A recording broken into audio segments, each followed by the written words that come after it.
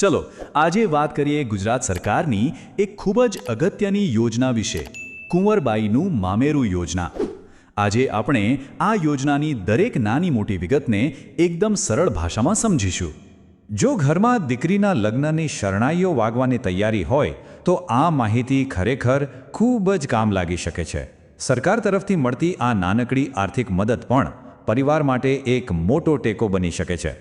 ઘણીવાર કેવું થાય, આપણને ખબર તો હોય કે આવી કોઈ યોજના છે, પણ એના વિશેની પૂરી જાણકારી નથી હોતી કે ભાઈ લાભ કોને મળે, કયા કાગળિયા જોઈએ, અરજી કરવાની ક્યાં। બસ આ બધા જ સવાલોના જવાબ આજે આપણે એકદમ સ્પષ્ટ રીતે મેળવીશું। તો ચાલો શરૂઆત કરીએ। સૌથી પહેલો સવાલ કે આ કુંવરબાઈનું મામેરું યોજના આખરે છે શું? જુઓ, આ યોજના ગુજરાત સરકારનો જે સમાજ કલ્યાણ વિભાગ છે એ ચલાવે છે, અને એનો એક જ સીધો સાદો હેતુ છે, જે આર્થિક રીતે નબળા પરિવારો છે એમને દીકરીના લગ્નના ખર્ચમાં થોડી રાહત આપવાનો। આ એક સીધી આર્થિક મદદ છે। સારું, તો હવે આવીએ સૌથી અગત્યના સવાલ પર। પૈસા કેટલા મળે છે? આ યોજના હેઠળ સહાય કેટલી છે? અત્યારે સરકાર તરફથી પૂરા 12,000 રૂપિયાની આર્થિક મદદ કરવામાં આવે છે, જે સીધી પરિવારને મળે છે। અને આની સૌથી સારી વાત શું છે ખબર છે? આમાં કોઈ વચીટિયા નહીં, કોઈ ઝંઝટ નહીં। આ જે 12,000 રૂપિયા છે એ સીધા લાભાર્થીના બેંક ખાતામાં જ જમા થાય છે, એટલે બધું જ એકદમ પારદર્શક રહે છે।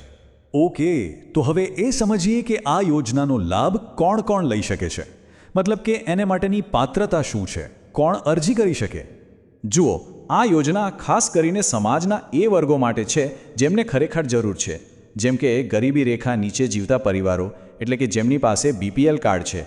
એ સિવાય અનુસૂચિત જાતિ એટલે કે એસસી, અનુસૂચિત જનજાતિ એટલે કે એસટી અને અન્ય પછાત વર્ગ એટલે કે ઓબીસીના પરિવારો પણ અરજી કરી શકે છે।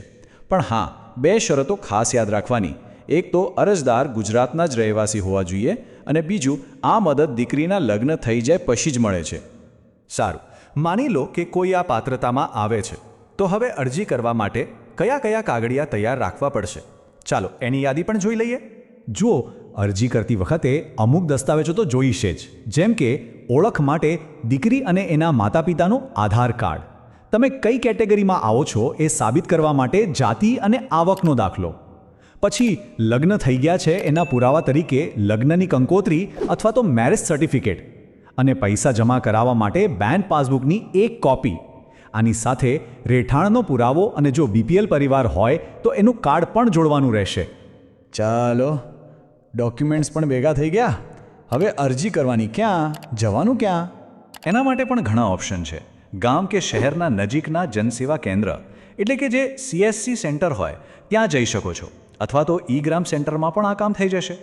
અને જો સીધું જવું હોય તો તાલુકાની સમાજ કલ્યાણ કચેરીમાં પણ અરજી જમા કરાવી શકાય છે। અમુક જગ્યાએ તો હવે ઓનલાઈન પોર્ટલ પરથી પણ અરજી થઈ શકે છે। પણ ઊભા રહો, આ બધી પ્રક્રિયામાં એક વાત એવી છે જેનું ધ્યાન રાખવું સૌથી વધુ જરૂરી છે, કારણ કે જો એમાં ભૂલ થઈ તો આખી મહેનત પર પાણી ફરી શકે છે। તો એવી કઈ મહત્વની શરત છે જેના પર બધો આધાર ટકેલો છે? અને એ શરત છે સમય મર્યાદા। આ વાત બરાબર યાદ રાખી લેજો। આ યોજનાનો લાભ લેવા માટે દીકરીના લગ્ન થઈ જાય એ પછી સરકાર જે સમય નક્કી કરે એની અંદર જ અરજી કરી દેવી પડે છે। જો એ સમય વીતી ગયો તો પછી ભલે પાત્રતા હોય, સહાય નહીં મળે। એટલે સૌથી સારું એ જ છે કે લગ્ન પતે કે તરત જ અરજીની પ્રોસેસ ચાલુ કરી દેવી। તો આ હતી કુંવરબાઈનું મામેરું યોજના વિશેની બધી જ અગત્યની માહિતી, એકદમ સરળ અને સીધી ભાષામાં। હવે જરા વિચારો, આપણી આસપાસ એવા કેટલાય પરિવારો હશે જેમને આ માહિતીની ખરેખર જરૂર હોય। જો આ જાણકારી એમના સુધી પહોંચે તો કોઈને કેટલી મોટી મદદ મળી શકે છે, ખરું ને?